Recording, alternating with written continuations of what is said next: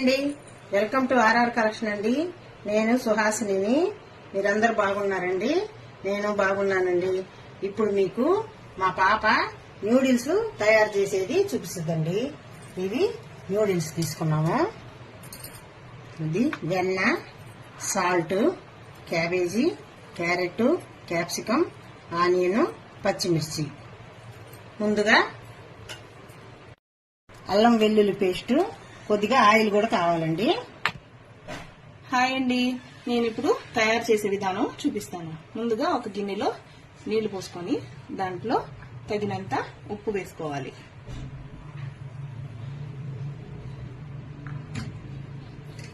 Oil కూడా వేసుకోవాలి. ఇవి నూడిల్స్ విడివిడిగా రావడానికి, మరి ఉప్పు లేకుండా ఉంటే టేస్ట్ ఉండదు కదా, అందుకని ఉప్పు వేసామంటే బాగుంటది. అందుకని ఆయిల్ వేసుకొని పెట్టుకుంటున్నాను. వెలిగించానండి స్టవ్.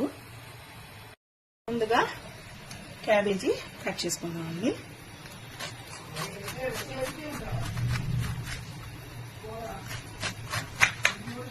ఇలాగా సన్నగా పొడవుగా కట్ చేసుకున్నాం అనుకోండి, నూడిల్స్ లో పొడుగుగా బాగుంటుందండి.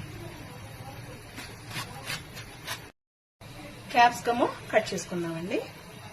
దాన్ని ఇలా కట్ చేసుకునేసి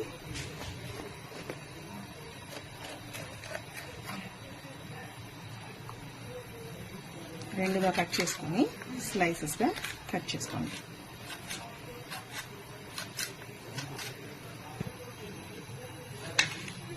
ఇది ఈ విధంగా కట్ చేసుకోవాలండి. క్యారెట్ తురుముకోవాలండి. దీన్ని క్లీన్ చేసుకొనేసేసి నీళ్లు బాయిల్ అవుతున్నాయండి.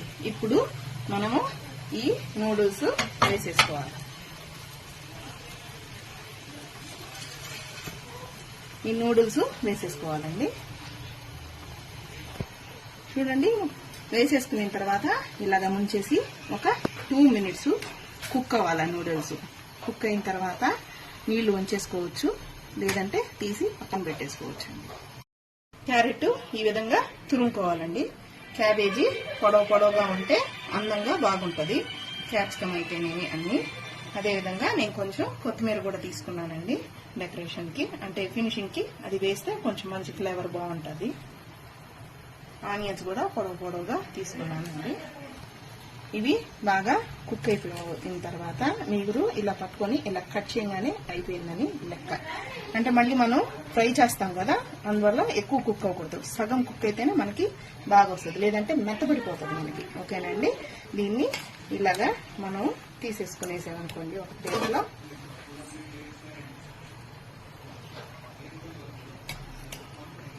మీకు ఎలా కంఫర్ట్ ఉంటే అలా తీసేసుకోండి, లేదంటే నీళ్ళైనా మీరు వంచేయచ్చు. నేను ఎక్కువ క్వాంటిటీ చేస్తున్నాను కాబట్టి నీళ్లు వంచకుండా దీంట్లోకి తీసేసుకుంటున్నానండి. అలా తీసేసుకొని డ్రై అయిపోయింది అనుకోండి, మీకు ఆ నూడిల్స్ అన్ని ఉడికిపోయేదానికి కరెక్ట్ గా ఉడుకుతుంది, సరిపోతుంది మీకు. ఓకేనా అండి, ముందుగా బండలి పెట్టుకోవాలండి. అది పెద్ద సైజుగా ఉంటే కలపడానికి మీకు ఈజీగా ఉంటుంది, అందుకని దాన్ని పెట్టుకున్నానండి. ముందుగా బాండలు వేడెక్కేసిందండి. వెన్న తీసుకోవాలి. వెన్న కరక్క ముందే మనం ఎర్రగడ్డలు వేసేసుకోవాలండి.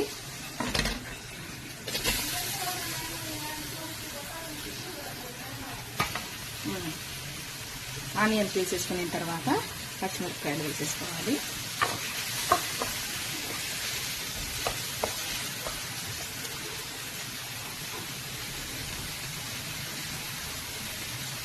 ఇది ఆయిల్ విడిపోయిన తర్వాత, బటర్ ఆయిల్ లాగా విడిపోయింది చూడండి, అప్పుడు ఉప్పు వేసేసుకుంటున్నామండి. ఇందాక ఊరికే కొంచెం దాంట్లో ఉడకడానికే కదా వేసుకున్నాము, అందుకని.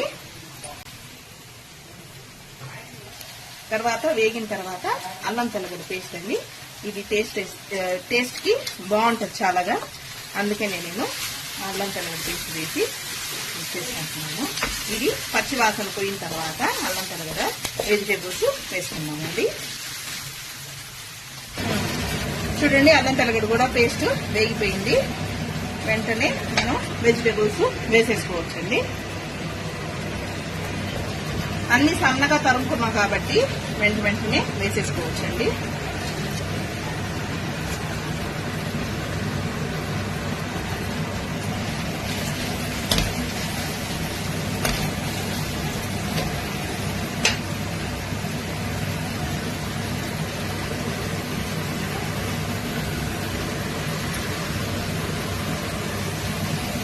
ఇలాగా ఒక్కొక్కటి ఇలాగా ఒకటి మొత్తం వేసేసుకునేసి బాగా కలుపుకునేసి ఇది కొంచెం ఒక్కొక్కటి వేసుకొని సన్నగా తరుపుకున్నాం కాబట్టి త్వరగా వేగిపోతుంది. కొంచెంగా మగ్గనిచ్చి వెంటనే నూడిల్స్ వేసేసుకోవచ్చు. కొంచెం దీంట్లో సోయా సాసు వెనిగర్ కూడా యాడ్ చేస్తానండి. ఇది కొత్తిమీరతో పాటు సోయా సాసు వెనిగర్ కూడా తీసుకున్నానండి. ఇప్పుడు వెంటనే సోయా సాసు వెనిగర్ 2 వేసేస్తున్నాను. వెనిగర్ 1 స్పూనే వేస్తున్నానండి. అది జస్ట్ టేస్ట్ కోసం అంతేను. సోయా సాస్ మాత్రం ఒక 2 స్పూన్స్ అయినా వేసుకోవచ్చు. తర్వాత కలుపుకునేసి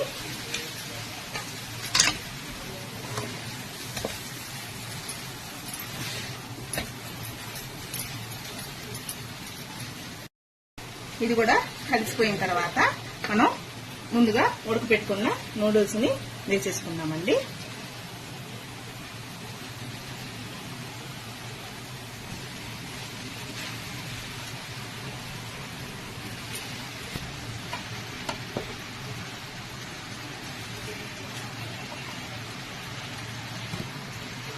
ఈ విధంగా స్ప్రెడ్ చేసుకోవాలి. నేను ఇంకొక గరిటె తీసుకున్నానండి. 2 గరిటెలు ఉంటే మనకి కలపడానికి ఈజీగా ఉంటది.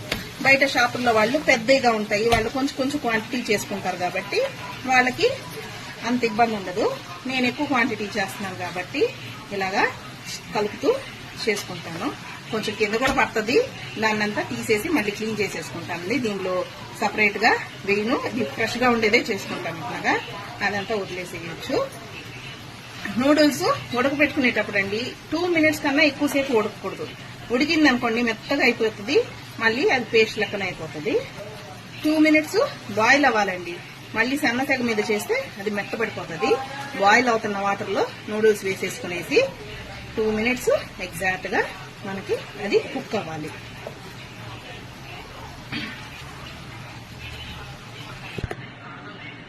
ఇది ఒకవేళ గరిటతో కలపడం రాలేదనుకోండి, ఇలా ఫోర్క్ తీసుకున్నారనుకోండి మీకు విడివిడిగా వచ్చేస్తారు. చూడండి, మనం నూనె వేసుకుని బాయిల్ చేసేటప్పుడు నూడిల్స్ నూనె వేసుకునేది అందుకే పొడిగా విడివిడిగా రావడం కోసము మనం అలాగా నూడిల్స్ కి ఆయిల్ యాడ్ చేసుకుంటాము. ఇప్పుడు కొత్తిమీర చల్లుకోవటం అండి. ఇది ఎక్కువ క్వాంటిటీ అయ్యే లోపల కొంచెం కలిపేది కష్టంగా ఉంది. బయట వాళ్ళు చేసేవాళ్ళు కొద్దిగా కదండి చేస్తారు, బాండిలి ఎగరేస్తా చేస్తారు. అందువల్ల ఇది ఎక్కువ క్వాంటిటీ అయ్యే లోపల కొంచెం చాలా జాగ్రత్తగా చేయాల్సి వచ్చింది. కిందంతా కూడా కొద్దిగా పడింది. ఇప్పుడు ఉప్పు కారం చూసుకోండి. ఒకవేళ తక్కువ అయితే పెప్పర్ అయినా వేసుకోవచ్చు, సాల్ట్ వేసుకోవచ్చు. ఇప్పుడు నేను సర్వింగ్ ప్లేట్ లోకి తీసేసుకుంటున్నానండి.